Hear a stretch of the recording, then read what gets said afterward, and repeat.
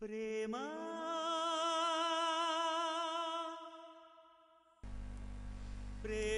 ఈ ప్రపంచాన్ని నడిపిస్తున్న ఓ అద్భుత శక్తి ప్రేమ.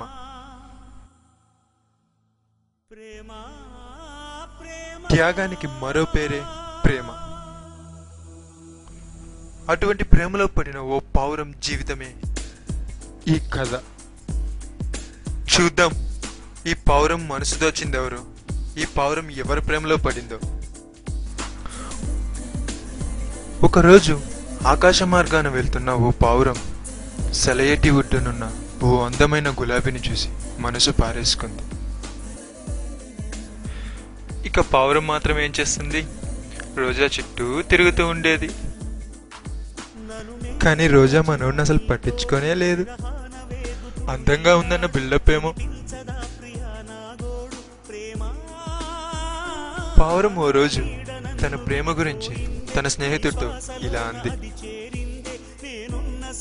అరే, నేను ఒక రోజాని లవ్ చేస్తున్నాను, నీకు చూపిస్తాను రా. సరే వెళ్దాం పదా.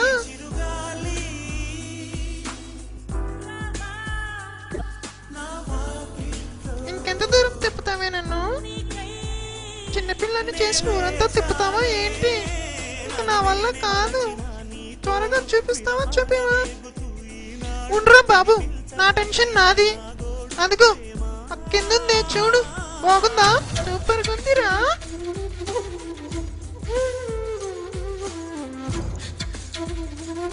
ఒకరోజు పావురం బాగా ధైర్యం తెచ్చుకొని తన ప్రేమ గురించి చెప్పడానికని బయలుదేరేసింది.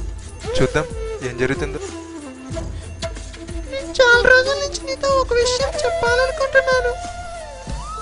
అది అది అది అదేంటంటే ఐ లవ్ యూ. కానీ ఆ పావురం యొక్క ప్రేమను రోజా ఒప్పుకోలేదు.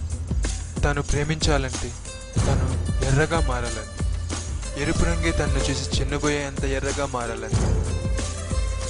నీకోసమే నా అన్వేషణ, నీకోసమే నా నిరీక్షణ, నిన్ను చూసి ఆ క్షణం కోసం కొన్ని వేల సార్లు మన్నించైనా సరే ఒక్కసారి జన్మించడానికి సిద్ధంగా ఉన్నా అంటూ ఆ పావురం ఆ పక్కనే ఉన్న ఓ చెట్టు కొమ్మకు తనకు తాను గుచ్చుకొని తన రక్తం ఆ రోజాపై పడేలా చేసింది.